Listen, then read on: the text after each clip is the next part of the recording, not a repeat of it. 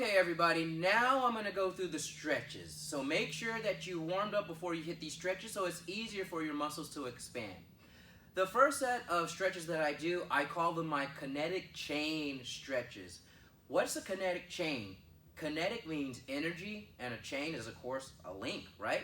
So your energy link, the way that the energy flows through your body. What is the kinetic chain on a human being? It's simply your joints. Because when you are moving, the energy has to go through your joints in order to transfer through your body. So the first thing I start off with is actually my feet. I will start here at Masubidachi, which we did earlier. I will move to Hekodachi because I got these stretches from Goju Ryu Karate. Now, the first thing I'm going to do is I'm going to use my toes and exercise them. I put all of my little toes down. I try to grab the ground, and I lift up my big toe. Then I try to grab the ground with my big toe and lift all of my little toes up. And I go like this. 1 and 2 and 3 and 4 and all the way up to 10. After I do the toes, I go from my tippy toes to my heels. Tippy toes to my heels. Notice at the end, I push back and I end up on my heels. Also, when you go down, slam on your heels. Up, slam, back. Up, slam, back. Up, slam, back. The slamming of the heels is going to make your spine kind of shift into the correct space. So the analogy I like to use is if you have a jar of sugar and you see those clumps in there, and you kind of hit it on the counter a little bit and it just evens out, that's the kind of analogy I want you to think about when you're doing this. Up and back. Up, slam, back. Now we're going to go for your ankles. So when you do this, please be safe first. First, I'm going to show you what it looks like. Outside and inside. Outside, inside. I'm on the outsides of my feet, and then I go to the insides of my feet. This is putting a lot of pressure on your ankles, so if you have weak ankles, do this one at a time.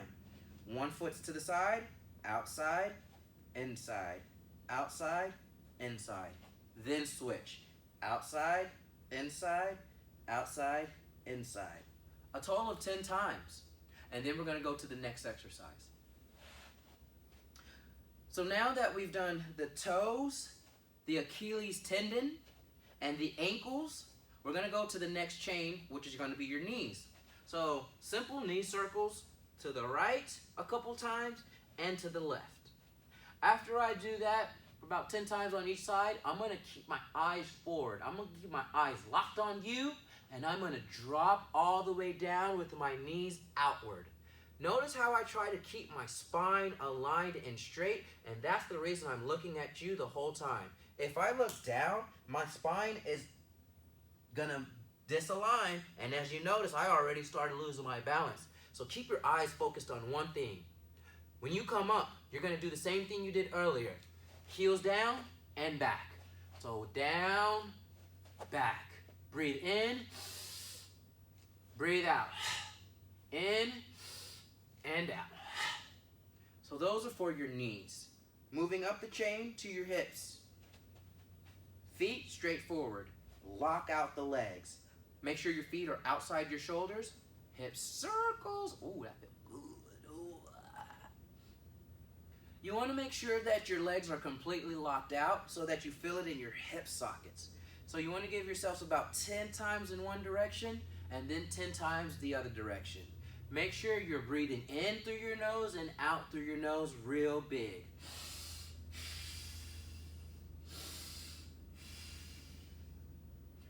Next, your spine. I want you to go spin, spin, spin, spin. Be gentle with this spin first. What we're trying to do is loosen up the spine and rotate left and right. Then we're going to stretch the core muscles as well. So we're going to reach forward. This is stretching my glutes into my hamstrings. Then I'm going to reach backwards. As I reach backwards, I'm going to squeeze my glutes to protect my lower spine. This is stretching the front side of my stomach and my psoas muscles. Forward, hamstrings and glutes. Backwards, psoas and hips. From there, I'm going to go side to side. As I'm doing this, I'm exhaling as I reach as much as I can. I'm also trying to keep my ears lined up with my shoulders and my shoulders lined up with my hips.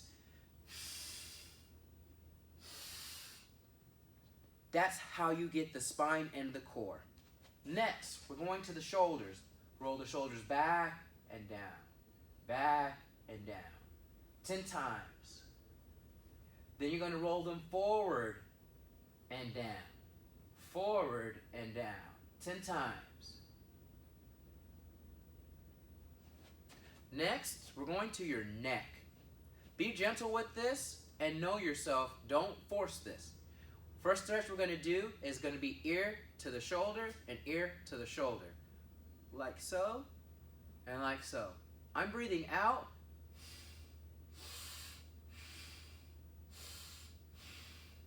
And I'm stretching all the sides of my neck.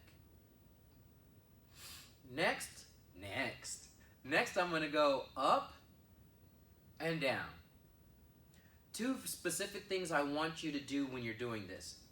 When you're going up, I want you to open your jaw, which is going to take the pressure off the front neck muscles, and I want you to push a little bit with the back of your head to the back of your neck.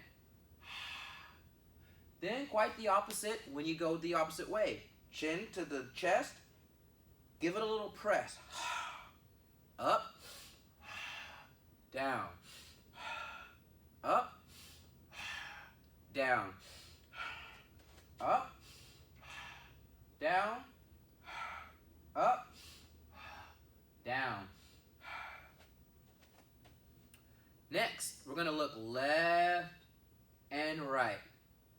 Very important that you use the eyeballs when you do this. So when I'm doing this, I'm going to face the opposite direction. I'm trying to look behind me. I'm trying to see that camera right behind me, and I'm using my peripherals. Then final next stretch after that is rolling your head in a circle. When you do this, there's 2 ways of doing this that I've learned from Goju Ryu. And it all has to do with your eyes. So, you can keep your eyeballs either fixed forward as you're rotating your neck, one direction, and then the opposite direction. Option number 2, let your eyes follow where your head's going. So if my head's going up, my eyes go up, right, down, left, up, and let it follow your head. Opposite,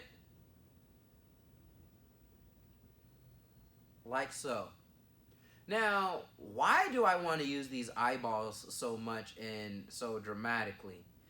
In the back of your eyeballs, there are muscles. Your retinas are attached to your neck muscles. So when you use your eyeballs in order to look, it uses those neck muscles, making you activate more muscle tissue and making it easier for you to turn your head.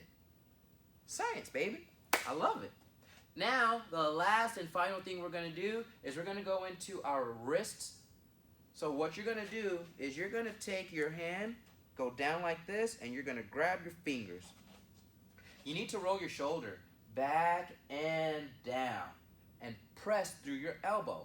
Breathe out as you press to stretch out the wrist. This is a great stretch. What I want you to know about this stretch is it's stretching your wrist. A lot of humans store a lot of their stress in their wrist from driving, typing, writing, whatever it is that you do. So this is a great release for you. So now that you've done this for 10 seconds, you're now going to go the opposite direction. Make the number 4, hold your fingers, and shoulders back and down, press. As you breathe out, count to 10, and then we're done with that stretch. Soon afterwards, you're going to take your hand, you're going to place it on your stomach this way. Make sure your elbow's down, shoulder back and down, and you're going to press here. Give yourself about 10 to 20 seconds. Breathe regularly. And then you're going to switch the stretch. Now from this direction to this direction. Shoulder back and down. Press. Breathe regularly. 10 to 20 seconds. And when you're done, simply switch hands. Low. High. Middle.